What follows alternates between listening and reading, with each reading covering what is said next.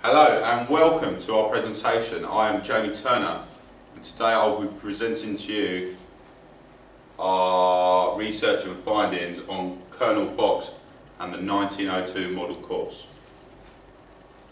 So yeah, today we will be presenting to you our research and our findings on Colonel Fox and the 1902 model course. So our presentation intends to explain who was Colonel Fox and the 1902 model course. What was the Boer War and how did it affect education? We're going to give an analysis of the model course. So we're going to tell you how it affected education. We're going to talk about its strengths, the weaknesses associated with the course, and we're going to compare it to similar courses which were put forward after the 1902 model course and before. And then we're going to give a conclusion. Thank you, Jamie. Okay, hello, my name is Adil and I am going to begin by taking you through this gentleman in the picture here. As you probably have figured out, is Colonel Fox. So Colonel Fox, his full name was Colonel George Malcolm Fox, and he was born on the 4th of March in 1843 and had died on the 10th of March in 1918, which is at the age of 75.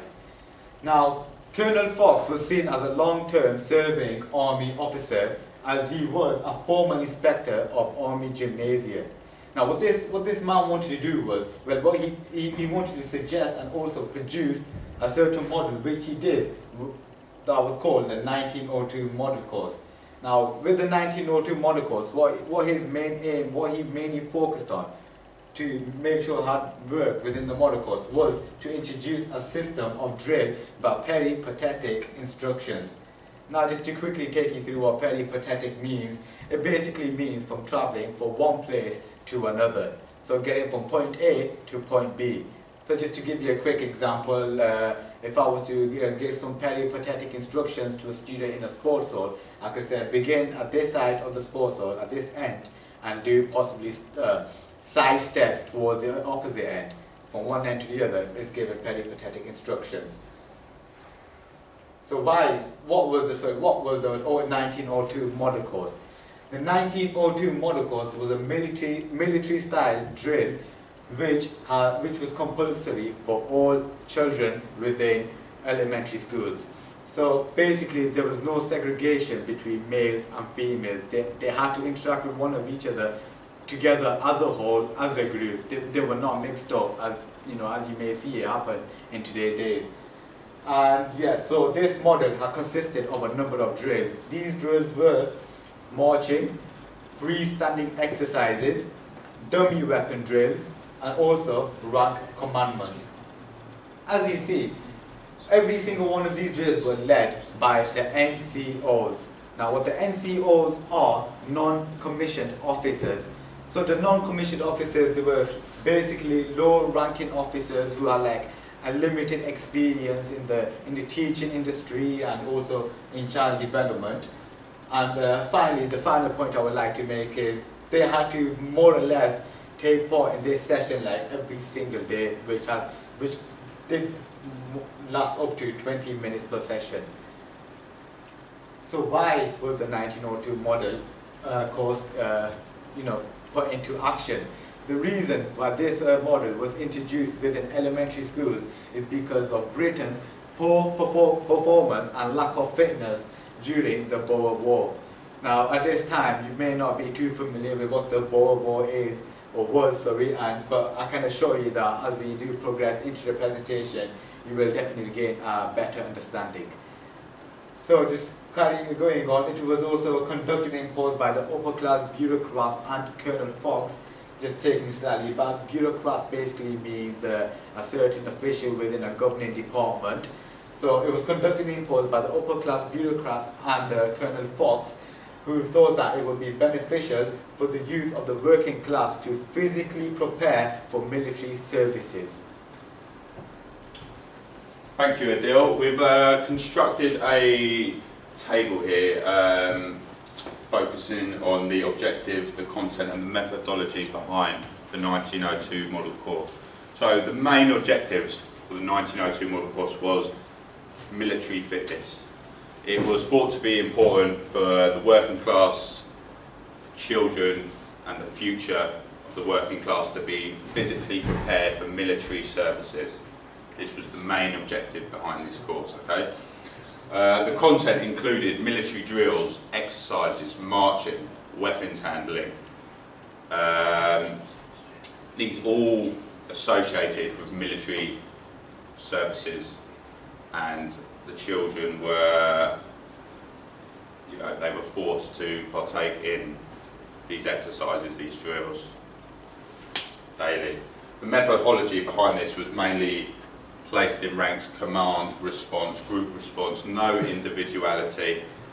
They were all lined up in ranks, group, file, and they would carry out these exercises, these drills, in groups. So now we're going to talk about the strengths and the weaknesses associated with the 1902 model course. So we found that it did produce soldiers from the children. By the time they left school, they had some basic experience, some basic knowledge of what to expect in military preparation. So in all, they were prepared for military service, which was seen as a strength. It did increase discipline and order within the children. The NCOs were very harsh officers, which would shout and scream at these children. They would give orders, and the children would respect and carry out these orders, and the discipline would rub off with the children. It was seen as beneficial for the country as a whole to prepare these children. So, as a whole, these children would contribute to an increase in army for Britain, which is a strength. They're increasing their military, their army, and they're being more prepared for war, which was seen as a strength.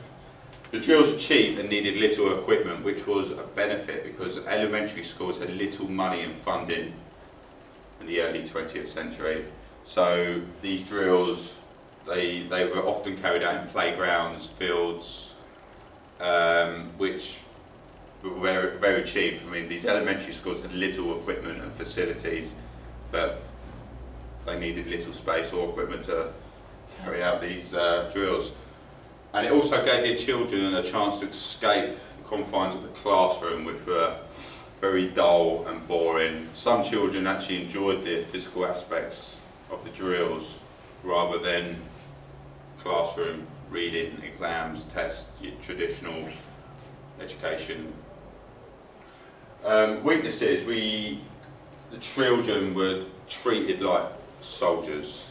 Some of the children were as young as 6, 7 years of age, and when you're being shouted and ordered to do drills and harsh exercises, this can have a negative effect on the children. They will not want to carry out these exercises, which is what happened. The NCOs did not care for child development or learning at all. They were simply officers brought in to schools to prepare them for military services. So yeah, very, very harsh army officers coming into schools, shouting, giving commands and orders to these 5, 6 year olds. It had a negative effect. The drills themselves were tedious and boring and dull, very repetitive, very, like I said, command style approach, where they would all be in order, ranks, and it was boring. It wasn't fun, enjoyable. And the Swedish gymnastics model course, which we're going to talk about more later on in the presentation, this system was dropped to bring the 1902 model course into action. The Swedish system was actually favoured more by many teachers at the time, but government officials and Colonel Malcolm Fox suggested that the need for drills was more important. So, as I've said, there was many concerns with the 1902 model course. Many opted for more child-friendly courses, or the previous course, even the Swedish gymnastics. Nevertheless, there was a great need for physical improvements within the British Army. So this model course was suggested and implied by Malcolm Fox, and it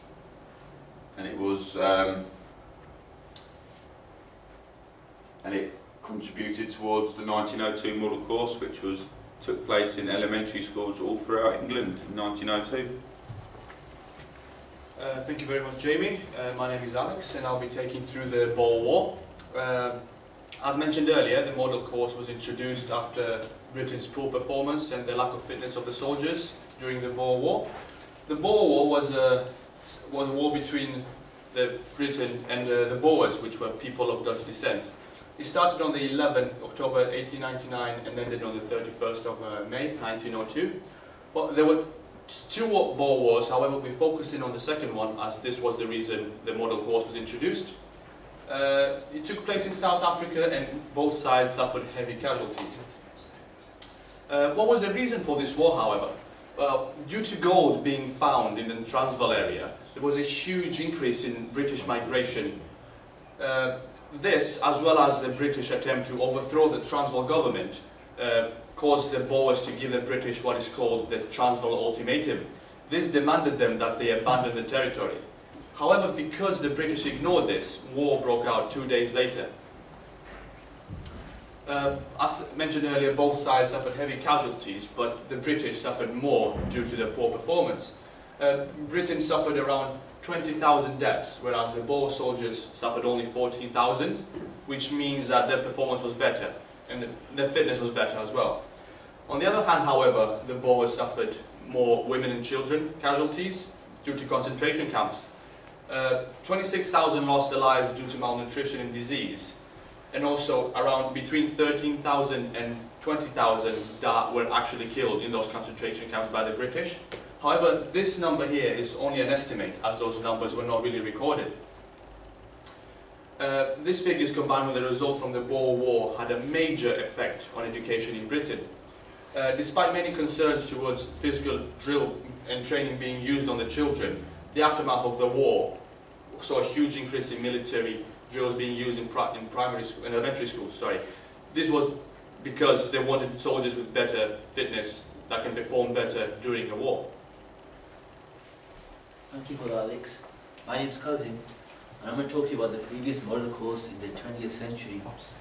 Before military drills were used in school, gymnastics was a common tool for delivering physical training. Also, gymnastics was a foreign extraction and was originated from Sweden and Germany. So it was not a sport that was invented from Great Britain. In gymnastics, it involved freestyle exercises, ropes, operators, and climbing poles. So as you can see from that, you can just imagine how much gymnastics has changed over the last 100 years. Also, with gymnastics being invented from Sweden and Germany, they both structured it in different ways. Whereas Sweden did freestyle exercises without apparatus, and the Germany made use of the poles and ropes. Now I'm going to talk to you a bit about the strengths and the weaknesses of gymnastics. So the strengths was one of the main key points was the improved fitness, which is very vital back in the 20th century. The living conditions of poor, the education poor, financially was a big struggle. So keeping these kids, keeping the children fit was a massive thing. So with gymnastics being played a lot in school, but talking like every day, if it meant the kids staying fit, it really benefited them in that way. Also, most of the children preferred physical aspects of gymnastics rather than being sat in a class, writing them in books or just learning about rules. They wanted to be in a sports hall, or they wanted to be in a practical place where they could actually perform the sports rather than sit down and write rules about sports. Also, another strength was because some of those children went on to military services after school. The drills in gymnastics, it prepared them for the physical use of military services. But also there was a few weaknesses about gymnastics. The main one, it was dull, it was repetitive, and it was boring. Every session, the kids just kept doing the same thing. So whereas nowadays we could in over a period of a month we could learn up to 5 to 10 different movements in gymnastics.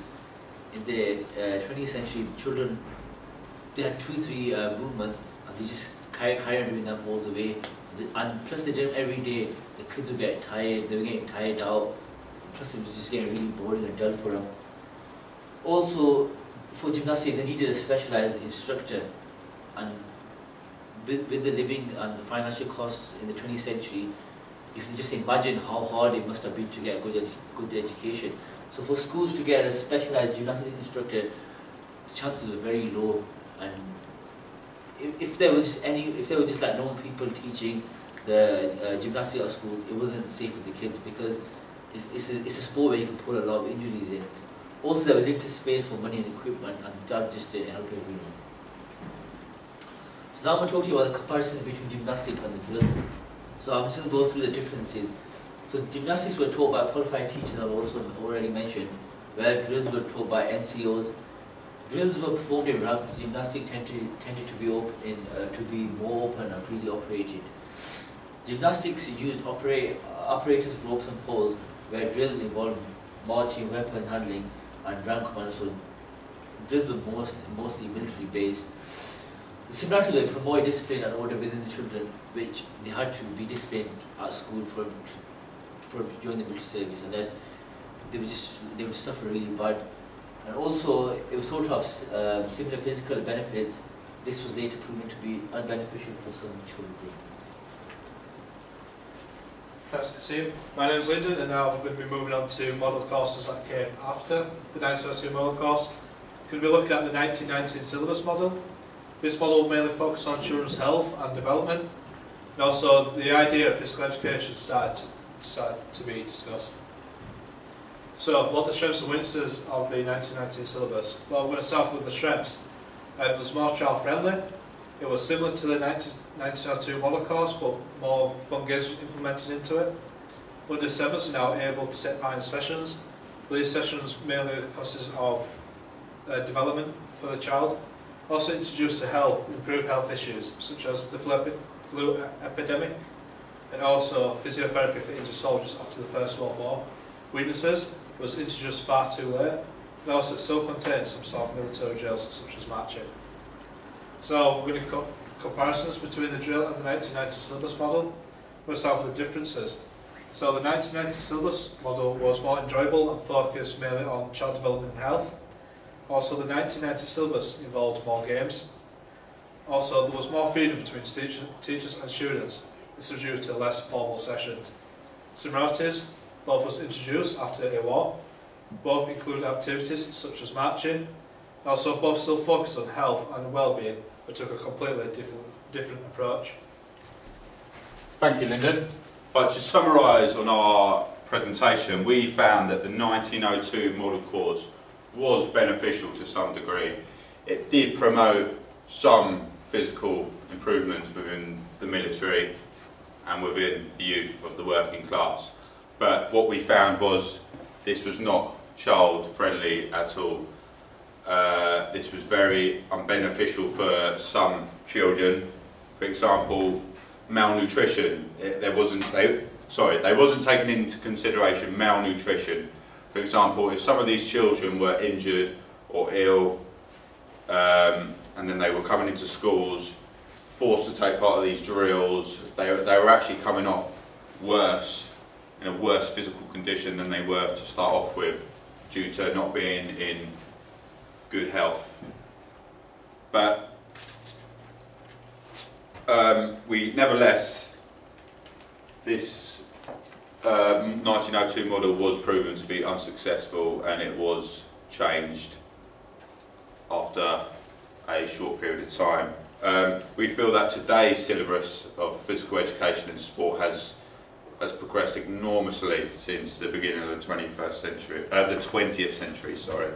and we feel it is now focused on the child's development and learning through multiple sports and games, which is a very popular subject in many schools, in my opinion.